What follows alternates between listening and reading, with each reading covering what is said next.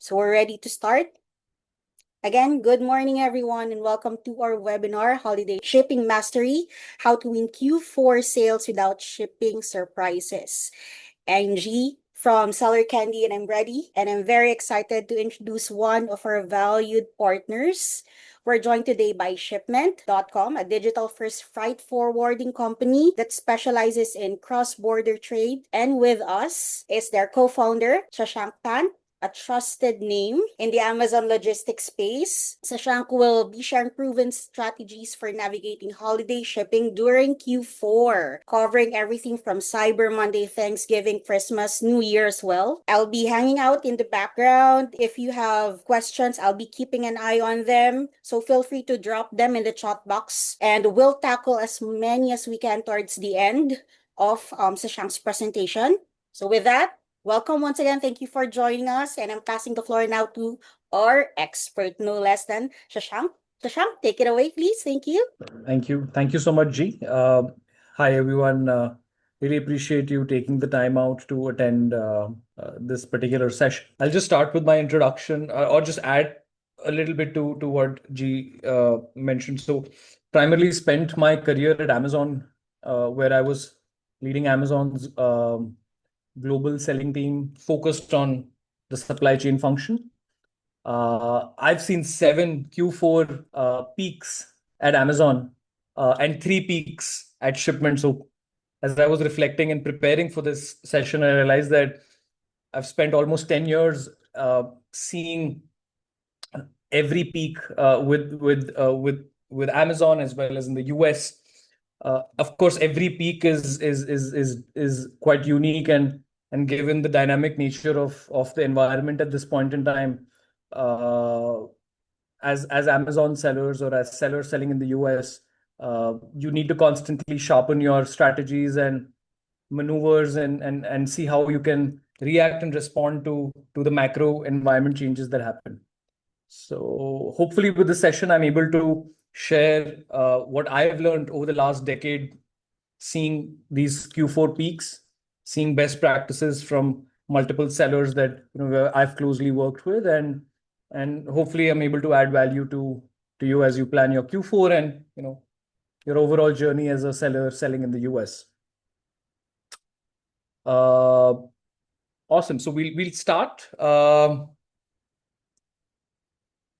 The topic of today's session is managing or mastering the holiday season. How do you navigate through the Q4 peak? There are quite a few nuances that I'd like to highlight and talk about as we go along through this presentation. I'll start a little bit about our organization, Shipment.com. We are founded by ex-Amazonians, started in 2022. We have close to 1,800 plus customers over the last 3 years, shipping from India, UK, Europe, China, US, Canada. Our key customer cohorts that we primarily focus on are D2C brands, e-commerce exporters who are shipping into countries such as US, Canada, UK, Europe. We are not a marketplace, we're a full stack carrier. For our customers who are sellers, we are the carriers that we are the end-to-end carrier that helps them move their cargo from their factory at an origin country and deliver it end-to-end, including clearances to an Amazon fulfillment center or a Walmart fulfillment center or any third-party fulfillment center. We're also Amazon partnered carriers, which means that we are not just SPN providers, but we're integrated with Amazon in the Seller Central booking workflow for their cross-border transportation program, which is called Send. We're integrated currently on the US marketplace. And if you're shipping either from India or UK or Germany into the US, you can actually find us in your Seller Central FBA booking workflow. We also have our in-house technology team. I think we're a firm believer of leveraging technology to make the entire process of cross-border transportation super efficient. And we do leverage a lot of AI tools to make our operations more and more seamless which translates into a better customer experience and lower cost for our customers. Going a little bit deeper into our customer cohorts, as I had mentioned, we typically help uh, emerging e-commerce export oriented sellers or D2C brands, importers, export ready brands who are looking to ship either ocean containers, partial shipments, air shipments into the US, Canada, UK, Europe. Sharing like a few snippets or logos of our key customers across geographies. The problem that we are primarily trying to solve for are bring together all aspects of a global supply chain on a single one stacked platform.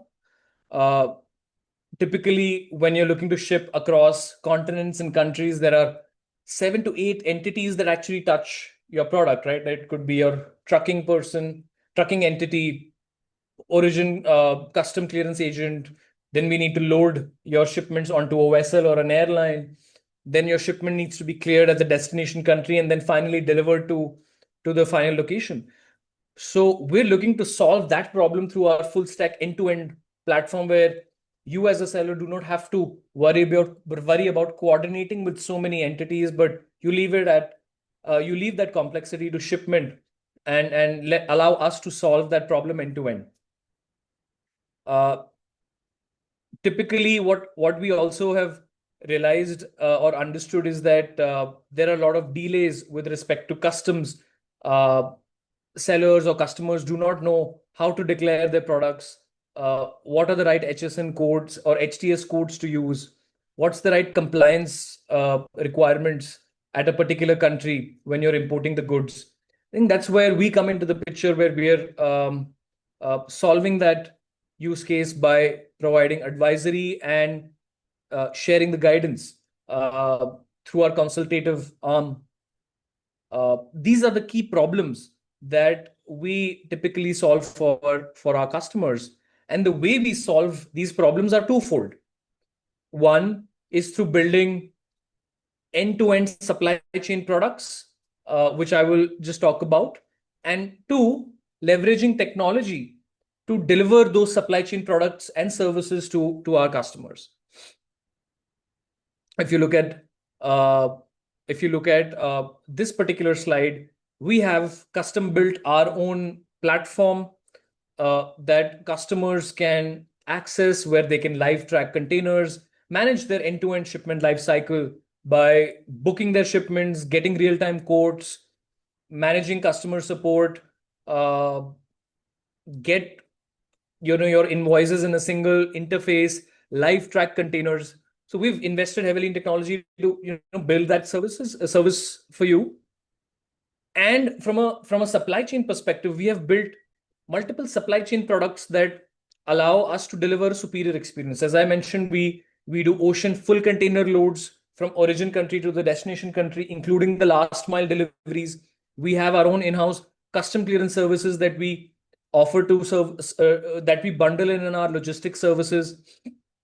We also provide freight intelligence and customs advisory services to our customers, so that we're assigning the right HTS codes and optimizing for custom duties at the destination location. We also provide warehousing services at key locations like the US, UK, India, China, where we offer these capabilities to our customers who are looking for short-term and long-term storage as well. Just for an example, when there was a lot of ambiguity on the tariffs in with China, I think the tariffs increased to 100% plus. A lot of our volume was on the water, and during that time there was no way with which we could take the inventory back. So what we did was that for our customers, we moved their ocean inventory to our bonded facility in the US, where they could store their inventory without even paying custom duties. And that's the beauty of these bonded facilities or free trade zones that we provide as a service to our customers, where they can store their inventory to manage all these macro headwinds that sometimes you're not able to plan for. So all in all, as I just to summarize the problems that I spoke about, we solved them through twofold mechanisms. One is through supply chain products that we develop in-house, and then delivering those products and services through our technology based solutions that make it easier and more scalable for customers to manage their supply chain use cases. Coming to the topic of the Q4, right?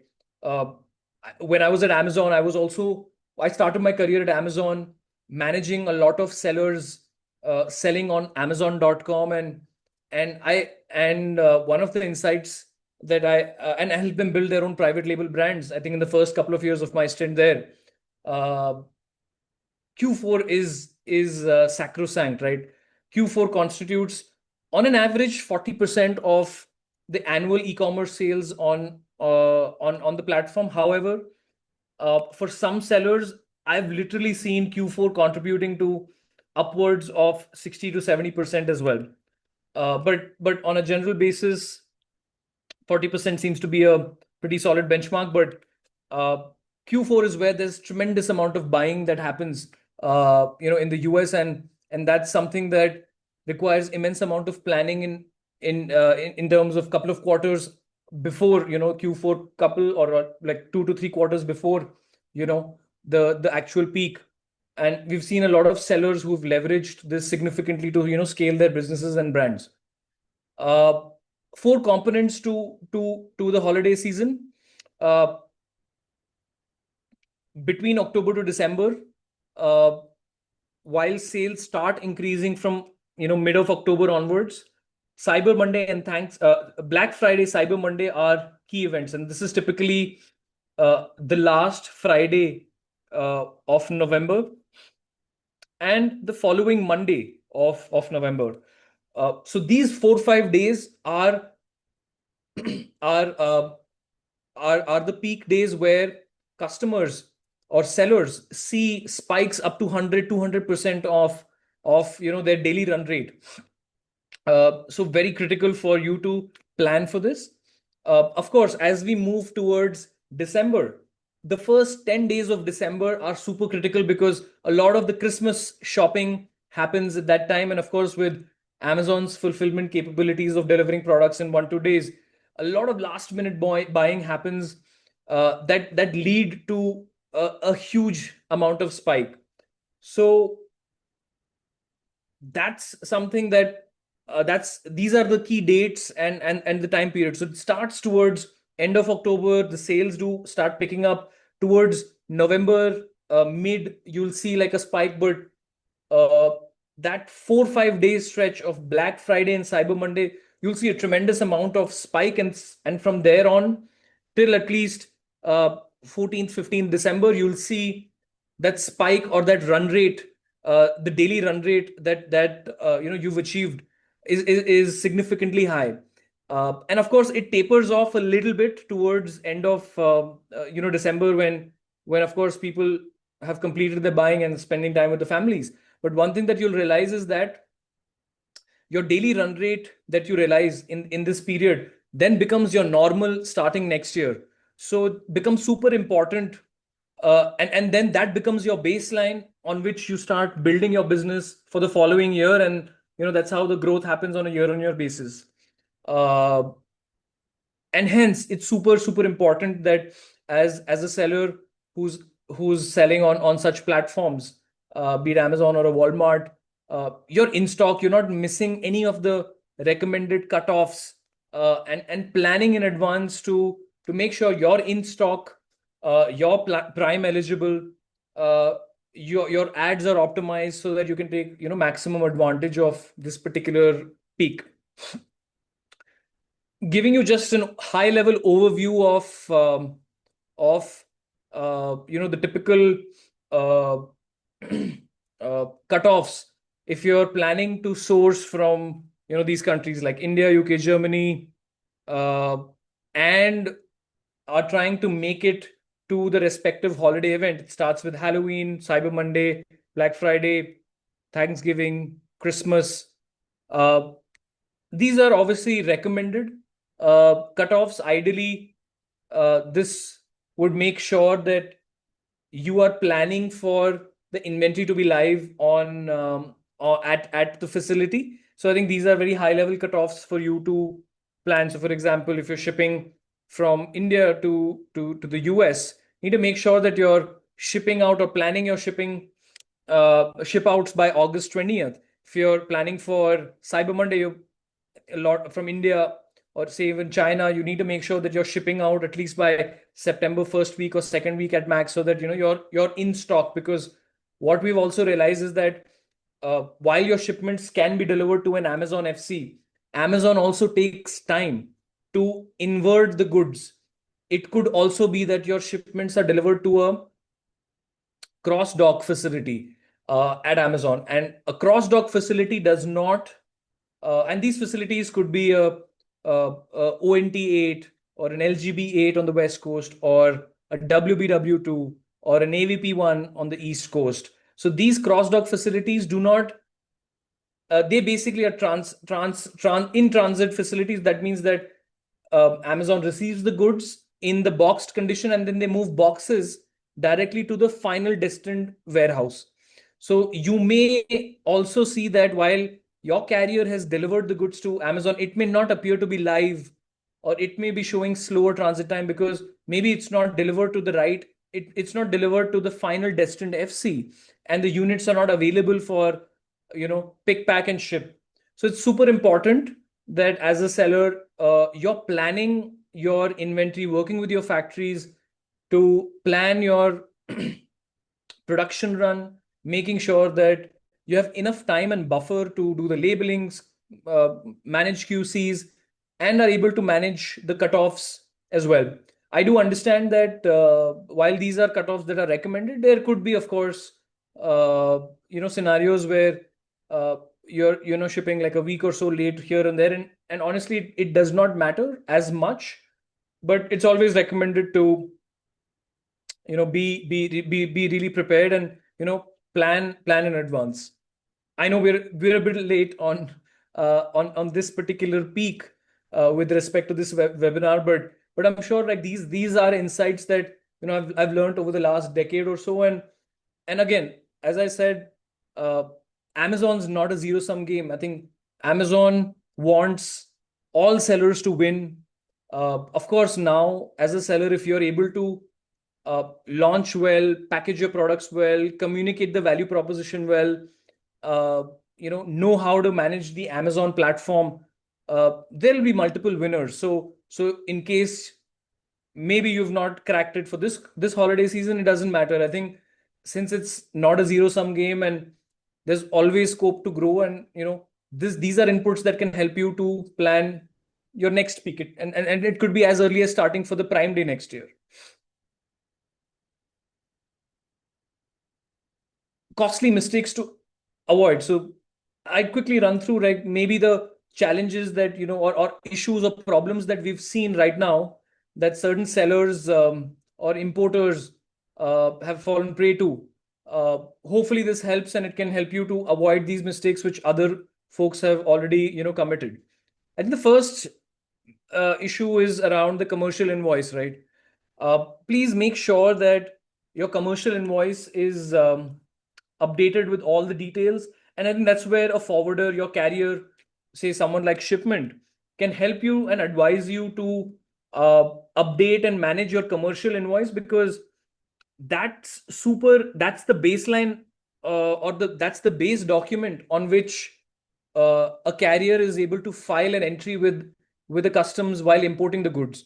So if the descriptions are vague, if the HTS codes are not there, or they're incorrect, uh, the shipment weight data is not correct, the origin information, the country of origin information is not correct, that leads to a lot of challenges in terms of the customs may not clear the goods. They may ask the carrier or your agent, which could be shipment in this case, that a particular shipment is now going to be held at customs for an examination. Now this leads to additional costs, delays in actually delivering the goods, because if a shipment is held under examination, it takes typically 7 to 14 days to get it cleared. And of course, if it is a rush period, say the Q4 peak, it may also take longer because uh, the customs may also be choked on bandwidth. So these are, certain challenges that we've observed. uh, I think another challenge that we've observed is not having full set of compliance documents at shipment. What we do as a practice is that even when we engage with a customer, before even picking up the goods, we run through a checklist of all the points that are needed to be covered to successfully pick up the cargo and then deliver it to the destination location. We run through this list, work with our customer to make sure that we have the compliance in place, compliance documents in place. We work with the customer to update all documents, provide them the right advisory services to make sure that we're minimizing controllable mistakes. Uh, it could also be that doing all of those things could still lead to a question from the US customs while importing, and they may still examine it. But that would be uncontrollable in that case. But we then make sure that we are listing down and helping our customers through the process end to end. One point which I also wanted to reiterate was that, of course, we live in an environment at this point in time uh, where there's a lot of uncertainty with respect to the tariffs. Uh, this is something which is completely uncontrollable. What we've also observed is that sometimes importers tend to underdeclare goods. They are changing the country of origin. What I would want to recommend is that please do not do that. Make sure that you're working with your carrier, uh, asking and approving the checklist that gets filed with customs, because ultimately I think CBP or US customs can come back at any point in time and charge a penalty, and it creates a lot of problems. We've also seen such scenarios or heard of such scenarios and observed such scenarios where uh, customs have come back to the importer and asked for additional duties, citing that they've underdeclared or misdeclared a particular good. So yeah, I think that's something that please be mindful of, because this unnecessarily would add to your costs. And while you may assume that your profit is X, retrospectively that X erodes eroded with all these unplanned costs that come you know at a later point in time.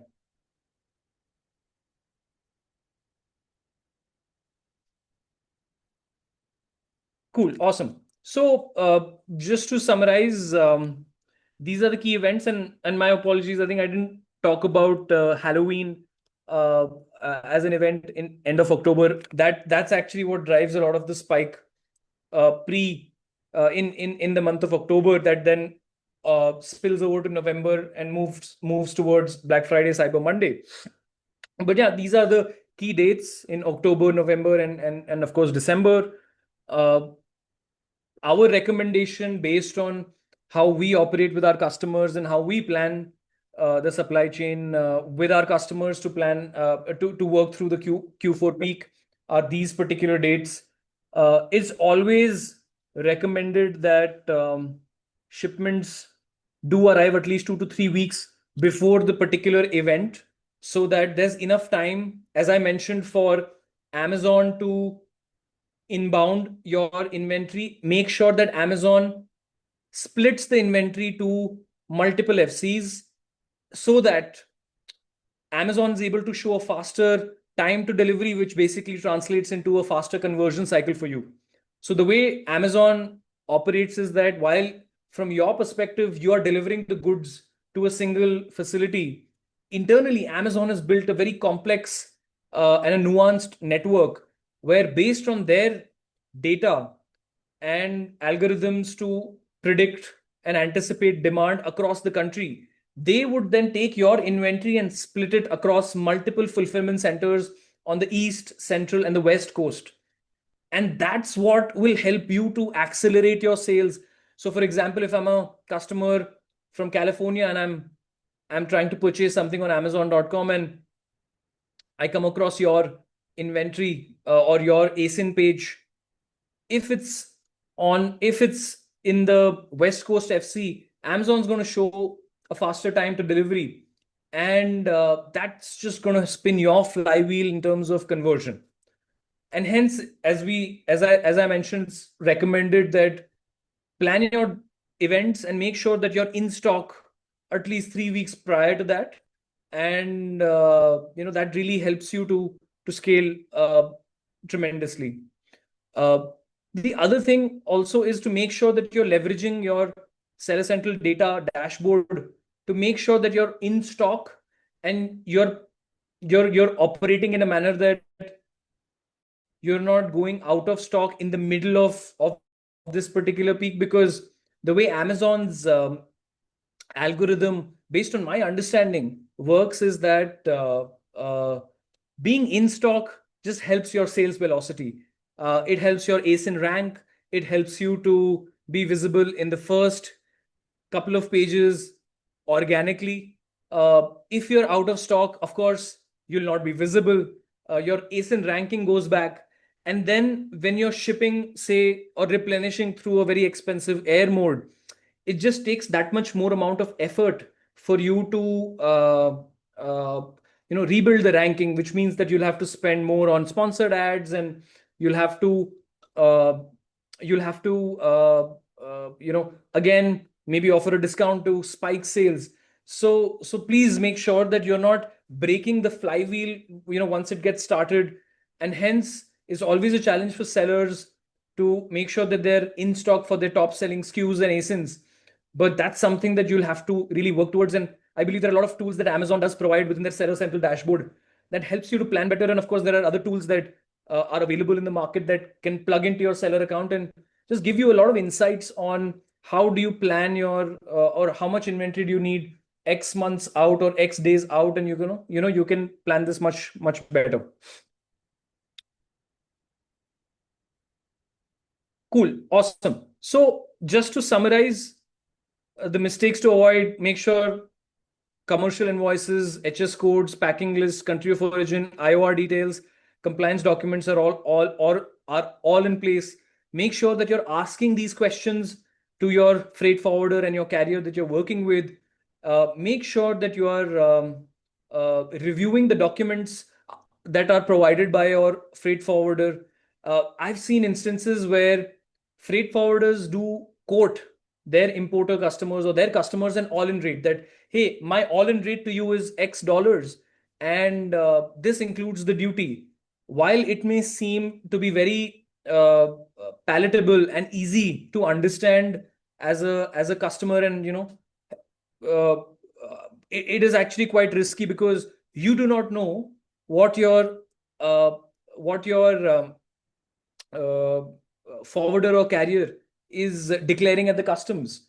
Uh, you may or may not be the importer on record, but if there is any kind of error, we've also learned that customs is now using a lot of AI and machine learning to identify and catch mistakes or potential risks that may just lead your entire shipment to be held at customs and impact your peak. So please be mindful of that. uh, Typically, these are the key ports. I think on the West Coast, there's Long Beach and Lax. Uh, there are also on the East Coast, of course, New Jersey, New York, and Chicago, definitely for the center of the country. We do see that. I mean, it is natural that if all shipments are arriving at a particular point in time, it leads to a lot of congestion at the port, at the airport. That also means that your carriers will have to spend more time waiting for the containers to be picked up or the cargo to be picked up. Any additional waiting time leads to additional costs, which you would not have accounted for, and that again erodes your margin.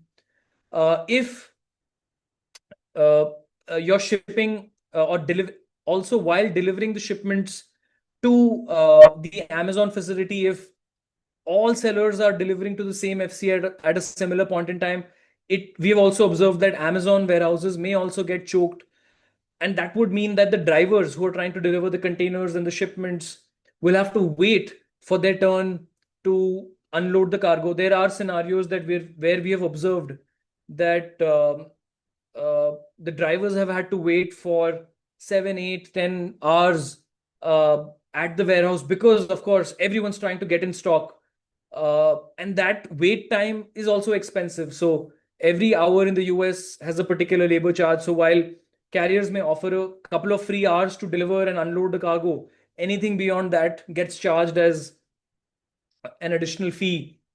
And this again erodes your margins because this gets passed on to you as a customer.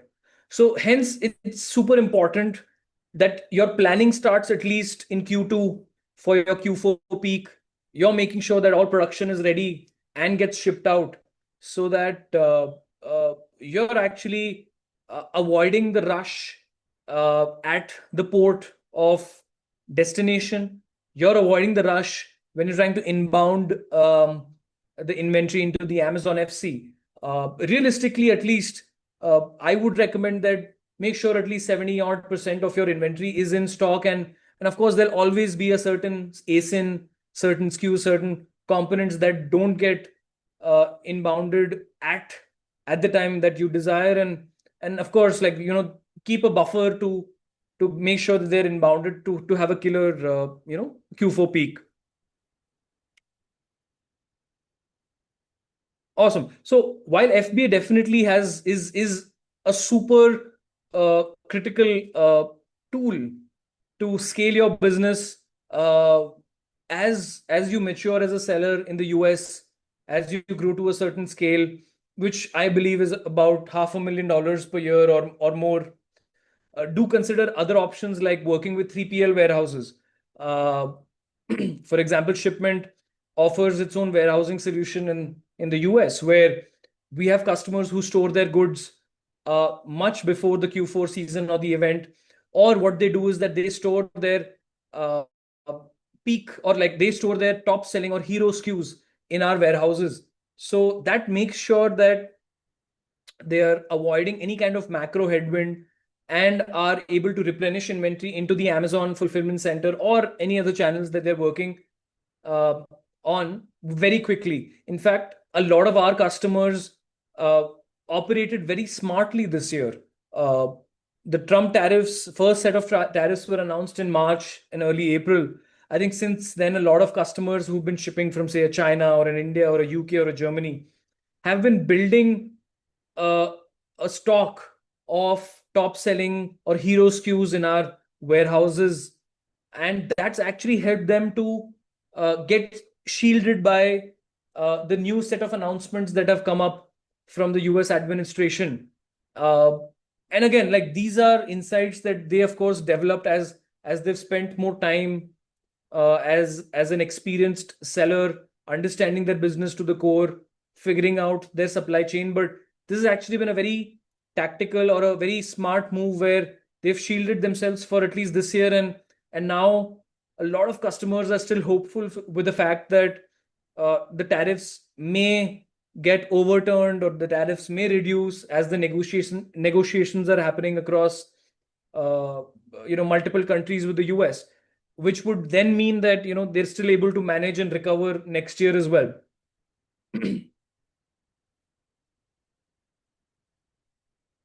In summary, make sure that in order to avoid unnecessary additional costs that erode your margins and that may not be accounted in your margins, make sure that you're planning using these four tactics. One, consolidation. Make sure that you're using or uh, shipping cargo through consolidation. So, for example, if you have multiple suppliers in China, Shipment offers a consolidation service where we can pick up cargo from any of your suppliers in China or even India, consolidated it in a container, and we move it as a single container from India to the Amazon fulfillment center in the US. Um make sure your planning modes as well, right? Balance air and ocean. There would be, while ocean is of course the most cost effective mode to transport, there would be scenarios where you may be out of stock on certain SKUs. Make sure you're also considering air as a you're considering air as uh, a critical lever to be in stock. And as I had referred earlier, not being in stock of course impacts your not being in stock impacts your ASIN rank significantly. So make sure that you're always in stock as much as possible. And as your supply chain planning becomes better, you'll automatically see that majority of your shipments are being routed through the ocean mode. Uh, I think the third point is around rate negotiation. Make sure that you're partnering with your carriers. You're able to lock in rates as much as possible. Like for example, with our set of certain customers, we're able to offer them like fixed rates because we have volume commitments with them. We've been able to work with them to plan their supply chain over 12-month period. We understand what's the amount of volume that gets shipped out on a monthly basis from their end, and we're able to lock certain rates based on that volume. And the third and the last point is of course, please consider and see if your business allows you to store inventory upfront in a third party facility. I understand that Amazon fulfillment centers are of course quite expensive to store from a long term perspective. So these third party alternatives are pretty good that have developed over the last year, where you can store your goods as a pre FC storage, leveraging it as a pre FC storage facility. Manage unforeseen costs like accessorials. I had mentioned it earlier. Obviously, when everyone's shipping at the same time, ports get clogged, FCs get clogged. There would be additional charges to store the containers, to wait. While they may appear as hidden charges, they are real charges. So the earlier you plan, the better it is, so that you're avoiding all these scenarios while you're trying to deliver the goods to the US. Awesome. So I think I'm at the end of my presentation. Thank you so much for taking the time to go through this. And this is my email ID, shashank@shipment.com. I think what we'll do is we'll share our deck as a follow-up in any case, so that you have access to my coordinates. Happy to answer any questions if you may have any. And yeah, thank you so much for again taking the time to go through this. Thank you so much, Shashank. Some questions here that we received beforehand, if you can answer. For someone who hasn't tried your services yet, do you offer any test shipment or something similar? And how does it work? How do we connect with you? Sure. No, so as I said, to connect with me, just drop me a note, and this is my number. Happy to get connected with any seller who's looking to ship into the US FBA. For first-time sellers, we do have compelling offers that allow them to test and test our services. So we do have that. In fact, for customers who are long-standing with us, we typically operate on a quarterly basis, where if customers hit certain amount of volume with us, they're actually eligible to get a cashback, which further reduces their costs. So we do work with customers where we operate on a volume commitment basis, and if volume commitments are hit, we are able to give a cashback, and it has no cap to it. So the more amount of volume after that threshold is met, is done, then they get more and more cashback. So we do have multiple options for new customers as well as existing customers who are continuously shipping more volume with us. Great to hear. That's going to be very helpful for the sellers, especially this coming Q4. So speaking of the volume, do you have like a minimum container size or MOQ to start using your service? No, not really. I think typically sellers, if you're shipping a full container, we ship 20 footers, 40 footers. However, if you have partial shipments, then we do have our consolidation service in out of China, as well as Vietnam, as well as India, UK, Germany, where sellers can actually ship as low as like 1 or 2 CBMs or a couple of pallets. So we don't have any kind of volume restrictions for sellers. So they can test us out with a smaller amount of volume as well. Right. Great, great. Thank you so much for that, Shashank. And one last question. Um, I noticed you also offer insurance. Beyond that, do you help guide sellers on HS codes and compliance? Absolutely. I think typically a lot of experienced exporters and importers do have their own marine insurance, which basically protects them from any theft, loss, damages. However, for newer sellers, we do help them procure this insurance at a shipment level, and we walk them through the entire process, so they don't have to they don't have to worry about this particular aspect. So we do offer. And what was your second part of your question? And Do you customers, help right? guide sellers? Yeah. Of course. So as I said, right, the way we operate is that we first ask the customers for their commercial invoice and packing list, and we work with them to uh, work with them and advise them on the HS codes. And we have built also a tool where sellers or customers can just enter the product, and they're able to identify what is the duty, what is the tariff. So they're able to get that kind of visibility upfront, so that they can manage their uh, compliance before they ship out, and there are no surprises while the shipment is on the water or in the air. So we do help out our customers with the guidance. Thank you so much for answering all those questions, Shashank. Do you have, for our attendees, do you have any other questions that you want to ask? Going once, going twice? All right. So thank you so much, everybody, for joining. Shashank, Tim Sheepman, thank you so much for joining us and for being with us tonight or today. And this would be sent out as a replay as well. So all the valuable insights and tips shared by Shashank and shipment.com would also be shared to you. And the contact numbers of their team would also be present there, so you can connect with them directly and try their services.